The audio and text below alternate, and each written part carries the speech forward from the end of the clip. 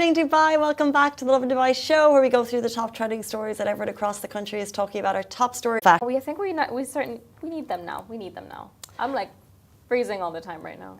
I'm going to jump into a story about something that you can pay for in Japan, but it's kind of connected to this. Like, if you could pay for a cuddle buddy to come and keep you warm on your walk on the way to work, because you can pay for these types of services in Japan. That is an interesting one. Okay. So there's different types of services that you can pay for. It's kind of like this niche part of Japanese society that allows you to pay for different types of emotional support. So you can pay for someone to watch a cozy, sad movie with you and wipe your tears. And they're handsome. That's a plus. They're That's handsome. A plus. Okay, that is an interesting one. I don't think it's something that I would personally be interested in. Yeah. But I mean, maybe desperate times call for desperate measures or something. Yeah. Sometimes. It's a low Sunday. I know. If you're having like a low week, maybe this is something you would want. You want to watch a sad movie and have a handsome buddy there, just cuddling you, wiping your tears. You know, I mean, if that's what you're into, there's apparently they offer those kinds of services in Japan, which is interesting. I will say we saw this on this Japan Explorers Instagram page. So if you're Japanese and this is highly inaccurate, we're here for that. Please let us know. But it's kind of this culture of companionship that you can pay for. So you can actually pay for someone to come. I'm just trying to get it up here to get the full details, but you can pay for someone to come and kind of give you a hug. I don't know why this is like really reminding me of those like emotional support animals. Yes. It's like a cat cafe, but with people. Oh, that's normal. I mean, would it happen here? Probably not. It's a little bit too niche, too taboo, but it sounds like a very fun time. So if you're in Japan and you want to try this out, You can. let us know also how it goes. Yes, if you have ever done this because you're interested. I think it's taboo, and I think it's not something that we're used to, and therefore it would be hard to imagine it here. I find paying a person for touch to be uncomfortable, because there's kind of, maybe it's because as a woman there's a bit of a weird safety barrier there. Japan is a very safe country, so but I don't think I'd get the same level of comfort from a stranger. I know, right? Doesn't matter how attractive they are. I'd rather it to be a friend or my mom. Exactly. Yeah. Like, wouldn't you just call up your friend or your family members, people you love? Maybe you don't have them. Aww. You know? Maybe that's why they need someone to wipe their tears during a sad movie. I get that. Someone to just be there, I guess. Yeah. You've got a hard week. Anyway, there's more interesting things that you can pay for. We've put up a poll on our Instagram. I'd love to know anonymously if it's something that you'd be interested in. You're I'm a nay kind of person. I would say nay. I would say nay as well, but here for it for you if it's your thing. This is very much we listen and we don't judge. We listen and we don't judge, exactly. Something that might be your thing, we have a game changer announcement on the end of service gratuity front. UAE employees can now invest it as it bills. So in the UAE, we as employees are all entitled to a gratuity for every fraction of a year served. It's called end of service gratuity, and it's calculated based on the last wage the worker was entitled to, namely our basic salary.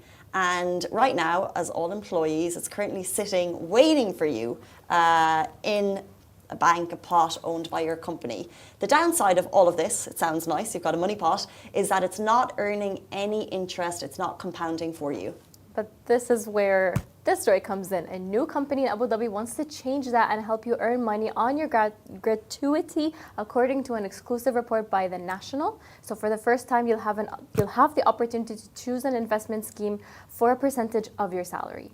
So the GAF Benefit Scheme by Lunate, if you want to look it up, or also check the article by The National, it will allow employers across the UAE to transfer employees' end-of-service gratuity to the fund, offering potential investment returns. This is a private scheme available to mainland UAE companies set up outside of free zones, and everyone can access it as long as your employer signs up. So I can't go directly to Lunate. My employer has to. That is an incredible opportunity. So if you're thinking gratuity there as a safety net and all that stuff. It's just sitting there. It's not gathering any interest. This is a really great tool to have that sort of like investment. I really like that idea. It's really, really cool. It's really amazing. Obviously, you're not guaranteed, but what you can do is you can choose whether you want a low, medium, or high risk. What would you go for? Medium. Yeah. It's like when I order coffee, I'm like, I can't commit to something like too much. I can't commit to too low. I'm a medium kind of person. So taking that high risk for me is like, I'm not sure. I'm a little bit too scared, but I want to reap some rewards. So medium. I'm a medium person. The end of service gratuity, amazing, but I never, it's meant to be the expat or the UAE resident version of retirement, but I just don't earmark that as something that's definitely waiting for me. So then therefore maybe I could be a bit more risky with it. And how much will be invested is a question you might ask. So if you're an employee who's worked less than 5 years, your company will transfer 5.83% of your basic salary to the fund for investment. More than 5 years, they'll do 8.33% of your basic salary month on month, and that's going to compound interest over time. That sounds amazing, honestly. I feel like it's something that a lot of companies should look into doing for their employees because it's such a great opportunity. There isn't a whole lot riding on it, I think. You choose the risk and the reward. Yeah, and if you don't want to do it, don't do it. There you go. So exclusive by the National shared yesterday. It's called the GAF Benefits Scheme. I call it scheme. Scheme. Yeah, sorry, it's scheme. I was like, that sounds wrong. The GAF Benefits Scheme by Lunate. More updates in Dubai, as we are wont to share. Let's move on to our next story. As you know, guys, Dubai is known for building the tallest, largest everything, and now it'll be home to the world's tallest well-being resort. His Highness Sheikh Hamdan just dropped some exciting news. The city is set to welcome the world's tallest well-being resort. Wellness resorts. So say hello to Therm Dubai. This is a company recognized worldwide for their impact on wellness. This massive 2 billion project is all about relaxation and nature with an interactive park. And also, this is giving Singapore vibes, the world's largest indoor botanical garden. And it's going to be located in Zabil Park. The resort is set to open in 2028 and is expected to draw in a whopping 1.7 million visitors each year. Dubai just keeps leveling up, doesn't it? It's going to be located in Zabil Park. Very much in tune with the whole theme. I think that's really, really cool. But it's a building that's higher than any other wellness building, which may necessarily not be that Might not high. be that high. I mean, from the images, like I look at that and I don't think it's that high, but it might be. We never really know until it actually starts coming up. I mean, I'm the type of person who I can't believe it until I see it, sort of thing. Yeah. So I can't imagine the scale of it and the grandiose of it. But I'm expecting it to be really, really high since it was breaking news yesterday when it was announced. And I think also Therm Group is really, really well known. Really like exotic culture, all of that stuff. So I think it's really interesting to take that into Dubai and make it like its own thing. Looking forward to seeing what that looks like. There isn't a whole lot of information yet, but I'm expecting a lot will pop up as the days goes by. It's a well-being resort, so I wonder if that's a hotel and an interactive garden. It looks epic. So epic. Okay. It's definitely something I want to see. Yeah, me too. More on that to come, no doubt. It's going to cost 2 billion dirham, and the AI visuals that they've made look amazing. Let's jump into something that's happening right now. Yeah, so these two malls are implementing barrierless parkings, and here's how they work. The tickets and barriers have been removed from the Mall of the Emirates and City Centre Dera, but that doesn't mean parking will be free. Once you park and exceed 4 hours at Mall of the Emirates or 3 hours at City Centre Dera, you'll receive an SMS with a payment link that must be settled within 3 days. The reason these malls implemented these new parking systems is to avoid delays while entering and exiting the mall. There are a couple of things you should know about the barrierless parking systems. If you spend more than 150 dirham, you get a free full day of parking, and Vox Cinemas or Ski Dubai visitors can enjoy 2 free extras hours of parking on weekends, Saturday and Sunday. Or also weekends, Saturday, Sunday. Free, and overnight parking is prohibited and will set you back 200 dirhams a day. So, note to self, don't leave your car there overnight. But it's really interesting because I feel like when I used to visit Mall of the Emirates during the work day, the barriers are, okay, it's a system in place so you could pay for your parking. But it also used to cause a lot of delays, and like the line going into the mall would be like really, really long, and it doesn't really need to be. It's just obviously like a little bit of a stall time until you you pause, get your ticket, and then walk in, doors open, all that stuff. So they're trying to minimize that interaction as much as possible. So in the beginning, I looked at that, I was like, won't people just like go in and out and that'll be it? And that's when we did a little digging and we found out you're gonna get an SMS link, and I think it's the number registered to the car. Right. That's how you're gonna get that. Or I don't know actually, but I'm pretty sure that's how it would work. But then if you're renting the car, I have no idea. It sounds a little bit complicated, but I'm sure they have like thought of all of the ways. I have no doubt. I have no doubt. Yeah. So you're going to get a payment link to your phone, and you need to do it in 3 days or you get a fine. I go to Mall of the Emirates a normal amount. I go less now that I've moved further away. I know there's parking barriers there, and I know there's machines to pay for parking. I don't remember ever paying for parking. Have I been racking up fees? No. I just think maybe you haven't spent more than 4 hours at Mall. No, never. It's always like I go in solo, in and out, run around, and I'm always at, okay, so it's you only pay over 4 hours, 3 hours. Done. We'll be fine. It's the same thing as like the Dubai Mall and Salik parking thing. I always go like, oh my God, they implemented paid parking at Dubai Mall, one of my favorite malls. And then I'm like, I'm never going to spend more than 4 or 5 hours there. But this already had paid parking. It's just digitizing it. Exactly. So better, less queues. Exactly. But you just have to remember to pay or else you'll be slapped with a fine. Don't forget.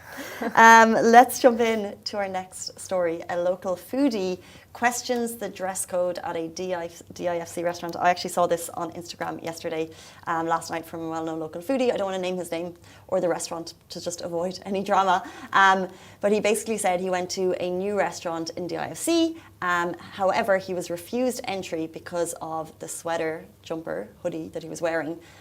They said their dress code doesn't allow hoodies, but here's the thing. He responded basically saying he was wearing a cashmere sweater with a hood. Before you freak out, he found another place for lunch, but later he posted another story pointing out that his outfit is more on the quiet luxury side. And he mentioned some insider knowledge from high fashion brands that like the days of like suits and cufflinks and all of that are over. And he said that like some restaurants, the DFC, have now relaxed their dress codes. And he was like, you need to know your customer. You need to understand the concept of quiet luxury. Just because they're not wearing a suit doesn't mean they're not well dressed. Exactly. It could be a brand, but you don't even know it because it's one of those like quiet luxury sort of things. It's really, really interesting because I always thought like these restaurants do implement like dress codes and stuff like that, and it's completely fine. But you also need to know who's coming in to dine at those restaurants, and maybe automatically just assume they're wearing something that is high-end, expensive at the place. Yeah, I don't. Yeah, it's because like there's always been this. So restaurants and certain member clubs have had dress codes. I think the majority should probably need to pull them back because over the last couple of years there is this focus on like you don't need to be wearing something flash. You're probably right. Yeah. But as long as they're comfortable, like if Mark Zuckerberg walks in his sneakers and trainers, are you turning him away? Probably not. So why are you turning someone else who's happily going to pay for your expensive restaurant? I think there's a place for a dress code. Yeah. But like, let's let people wear what they want. Like, okay, not sandals, not. But what type of sandals? Because sandals here are kind of part of the culture. Oh, that's so true. Okay. Flip flops, no. Tank Board tops. shorts, no.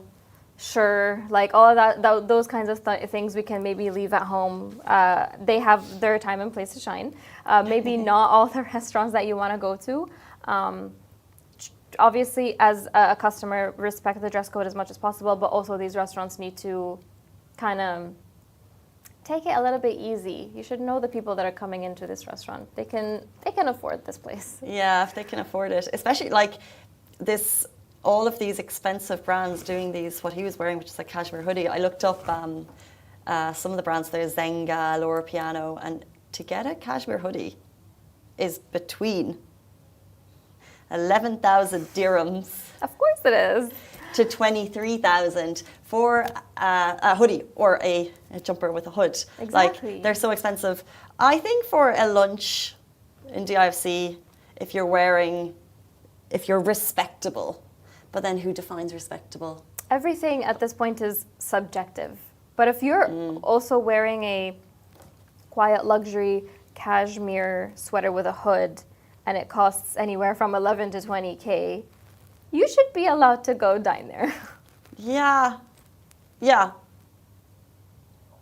But is it... Because then if someone goes in like a relaxed jumper, I don't know. I think you're going to find it difficult to get a lot of people through the door if you're going to be as strict. I agree. It's a very subjective sort of thing. It is subjective. You want to go to these places, by all means. If you don't want to, you don't have to. Free will. Now we know there's a restaurant in DFC that I certainly won't be getting in today or ever probably. 8:48. We're going to talk very shortly about running for a cause, how Plan B's cancer run is shaping a healthier UAE, and you can take part because it's happening this weekend. Please stay tuned. We'll be having the chat right after this very short break with Dr. Hermeek Sinj.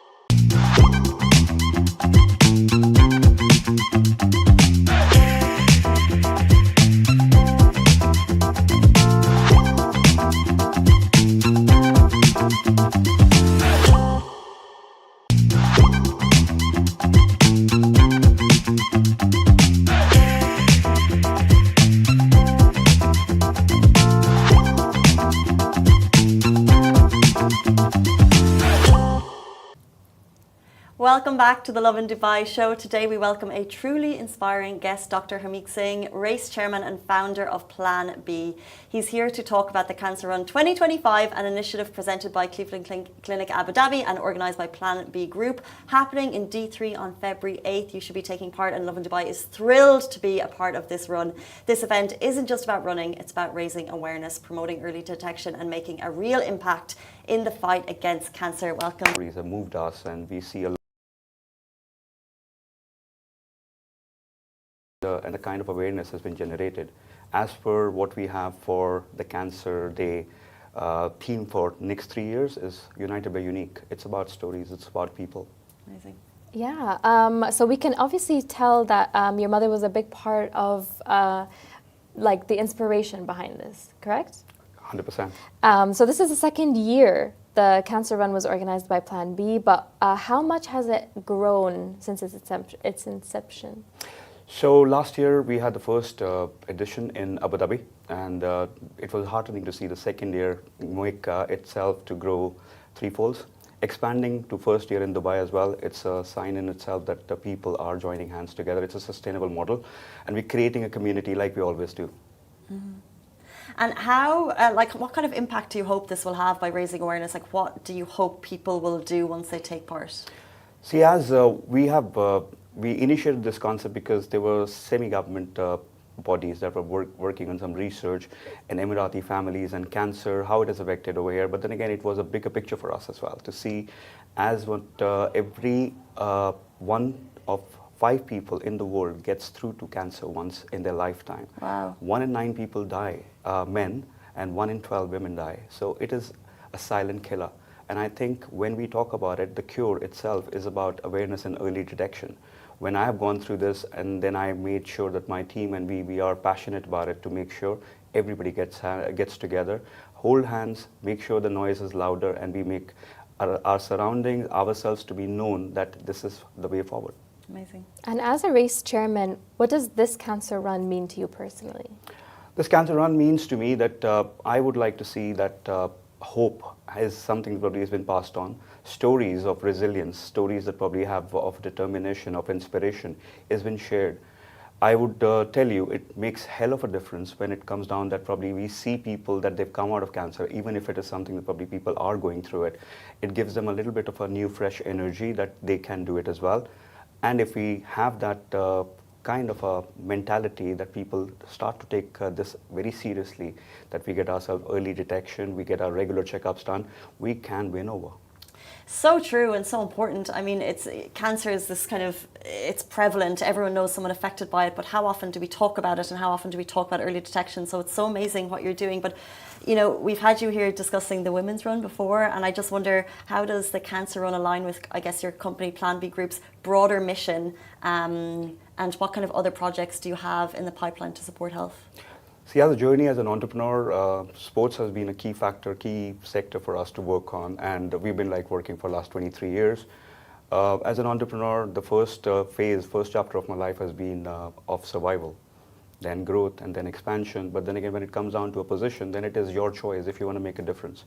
And at this position, I would definitely make sure that probably there's a legacy. I could be somebody who starts this, ignites this, but then again, this needs to go forward, because I think it's everybody that probably we need to think on a bigger picture. This is our corporate social responsibility to come up with events and IPs that has got substance, and this is one of them that is very close to my heart. I think you've shared this before, but for people who don't know and they're watching this for the first time and maybe seeing you for the first time, what is your story of survival? My story of survival is actually resonate with. I saw people emotional, I saw people crying, I saw people running for their loved ones. And it was to do with that probably now realization is the first thing, that there is a problem. So when we start talking about it, it is about speaking up and making sure that we are continuing with this.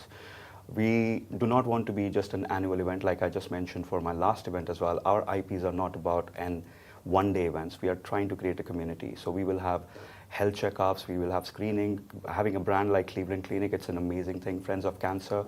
We're going to make sure that probably we are making ourselves aligned with the stories that probably resonate with the fact that probably how we can make this a better culture in the neighborhood and regionally and globally too. Amazing to hear in terms of the screenings and things that you might be making available. Speak to us a little bit about the regional and global expansion. We love to see anything born and raised in Dubai spreading its rings. So what are your thoughts on that? I think we should not be surprised. We are ahead of times. So Dubai and UAE has always been a flag bearer for things that probably have happened and spilled out in the region. Cancer Run has reached to Dubai, and we are definitely in plans to go to other Emirates as well as regionally to Saudi and Qatar. Talks are in progress, and hopefully, if right-minded people and we have the right support, we should be there probably next year. Amazing. What message would you like to send to participants and supporters, those who couldn't join? Yes, like the Abu Dhabi one. What would you like to? What's the message that you would like to send to people who are participating or want to participate? I think if you have not been able to participate this year, you can still be a part of our campaign. You can still be a part of United by Unique. We would still like to hear your story. We would still like you to be in the neighborhood, to talk to your family members, to yourself. Make sure that probably you're part of the campaign. You are to make this this as a event, and hopefully, if not this year, next year, I want you to see running with me. I am changing the version of Walk the Talk. I'm running the talk this year. Yes, tell us more. So February 8th, D3, you're going to be on the tracks? I'm going to be on the track. Which length are you doing? Which distance? I am starting afresh with a 3 kilometer, but I promise I'm going to increase my distance next year. Amazing. It's going to be an absolutely beautiful event down at D3. It's going to be a sunny day, and we hope to see you there too. Dr. Harmeet Singh, who's the race chairman and founder of Plan B Group. Thank you so much for your time this morning. Thank you so much, and thank you to Lovin Dubai and the group. You guys have really been the kind of platform that makes sure the community is getting together. And yeah, all the viewers, please support. Thank you for sending the message. Thank you, Farah. Thank you. And that brings us to the end of the Lovin Dubai show. We're back with you tomorrow morning, same time.